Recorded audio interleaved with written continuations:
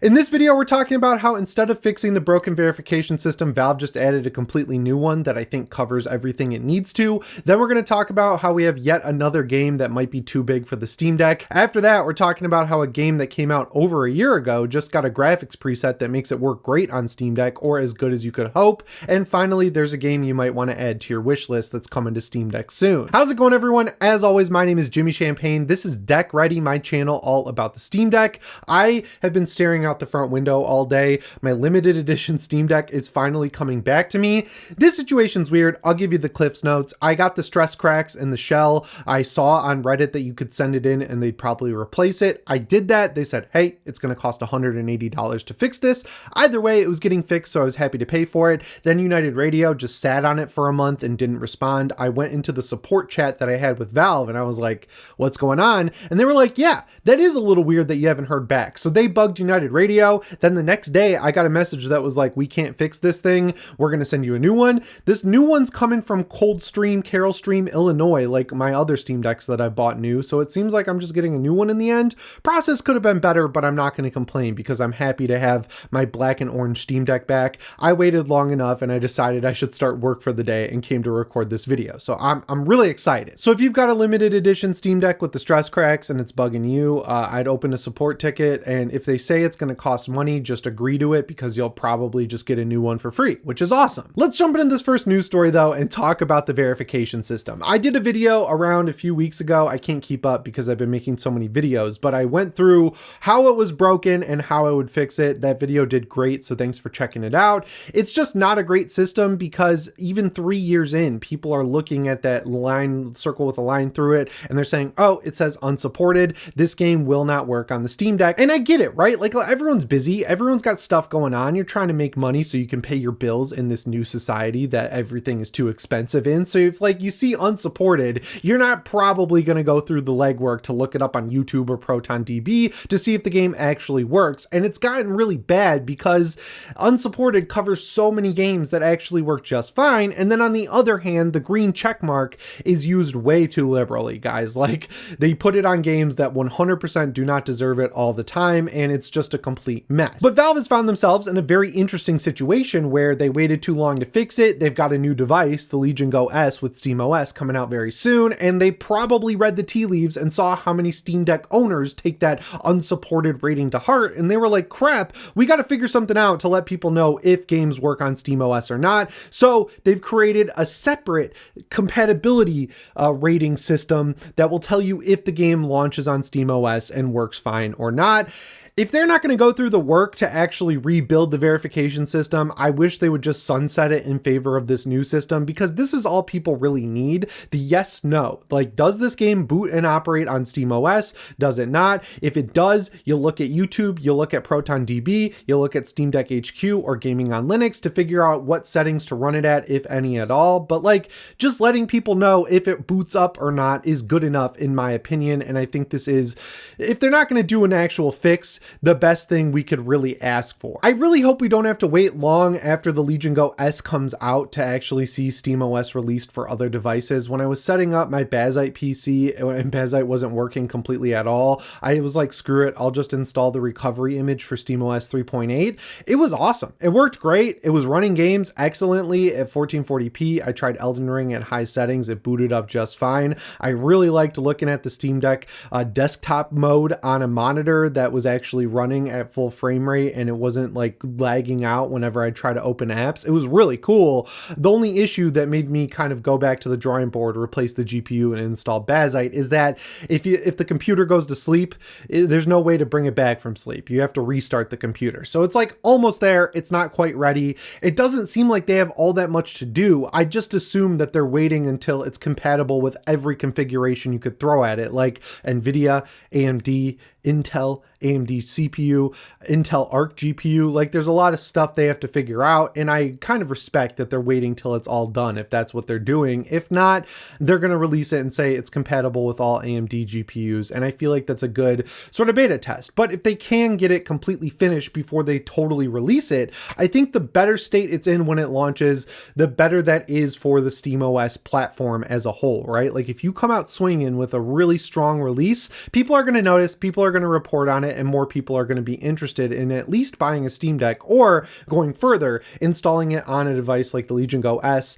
the ROG Ally, Ally X, Legion Go, regular edition, their desktop PC, their gaming laptop, and then the supremacy of Windows will start to topple from the bottom, and then Valve and SteamOS will take over the PC gaming ecosystem, which would be kind of cool. Either way, I don't think we have all that long to wait for this, which is good at the end of the day. It just feels like we're right there on the edge of this thing totally exploding, and once we get SteamOS out, then we can start talking about things like the Steam Deck 2, the Valve console, the Steam Controller 2, like the sky's the limit, and it feels like we're just in that weird plateau of waiting where it's like, we know they're working on this stuff. They have something that's like almost done that's going to kind of open the floodgates for everything else. We just got to wait for it to happen. Thankfully, they're on a little bit of a time limit. They can't like just rely on Valve time as usual, because the Legion Go S is coming out very soon and they got to get everything nip tucked and ready to go for that. So that's one way the Legion Go, the competing platform to the Steam Deck, which is now about to become its best friend, is actually helping us, and I appreciate it. When it comes to the verification system, I think it's FUBAR. I don't think they're going to ever go back and fix it. I think it is what it is, and that's why they made a separate compatibility system.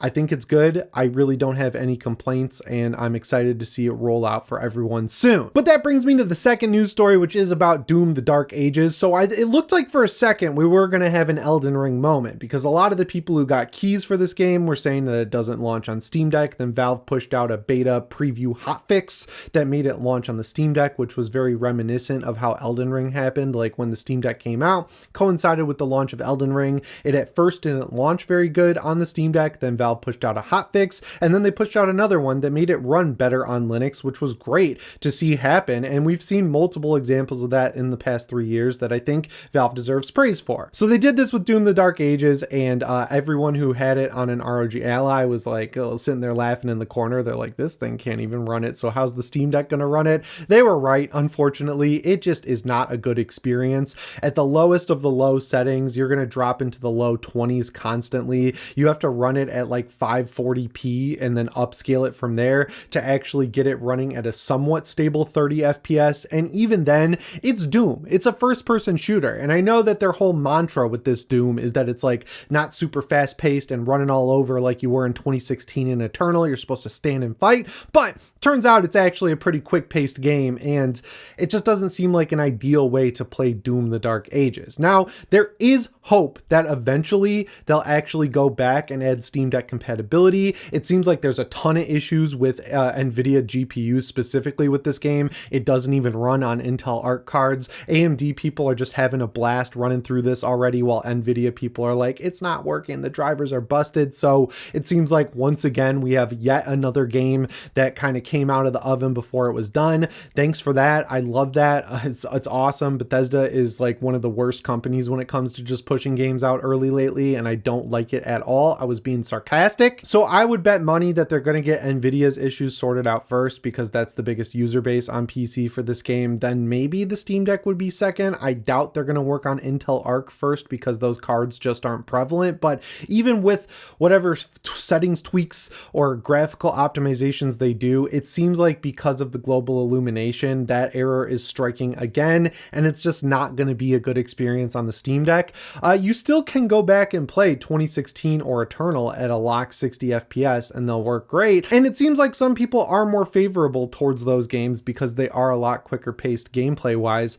I think I'm going to wait a little bit to pick this up. My main PC is an NVIDIA GPU, so like I don't want to deal with tech support. I'm kind of just done with that. And also the early access stuff just kind of rubs me the wrong way. Like that should be the official launch of the game in my opinion, and you should get access to the $60 version at the same time as everyone else. I know Xbox kind of coined this whole thing with Forza Horizon 5 back in the day. They were like, oh, it's available on Game Pass day one, but if you upgrade for $30 to the Ultimate Edition, you can play it early. And then everyone else started copying them.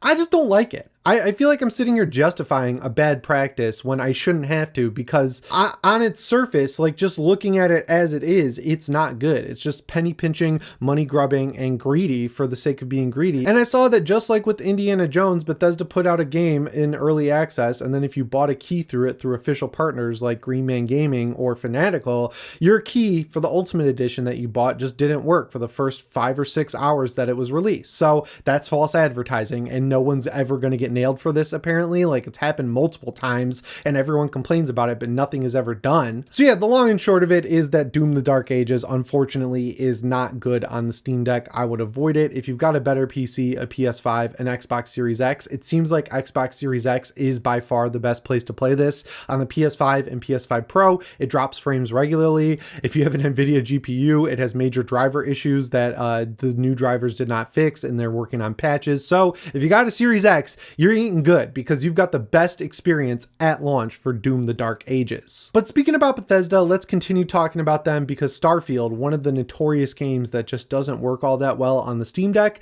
it actually got support for the Steam Deck in a cool way. So there's a beta patch out now for Starfield. I think that is a cool practice Bethesda does. They put their patches into beta for specifically Starfield before they go out, so they can fix all the little bugs that pop up, which makes sense. And in the new beta, they've added a very low preset. Now, Steam Deck HQ, they went through the 150 gigabyte download of this game. They tested it out. They went to the big pain point in the game, which is New Atlantis, and they were getting, and it seems like it looks a little bit better, just like a touch better to people's eyes than the potato mode mods that people were downloading from sites like Nexus and everything else. It seems like a cool update to make this game work well on the Steam Deck. I don't know, man. Like, this is the biggest disappointment in recent times for me personally, as someone who loves Bethesda games. Fallout's probably in my top 3 series of all time, definitely in the top 5. I've sunk so many hours into Fallout 3, Fallout 4, and even Fallout 76 that, like, I just love Bethesda. I also really like Skyrim and everything like that.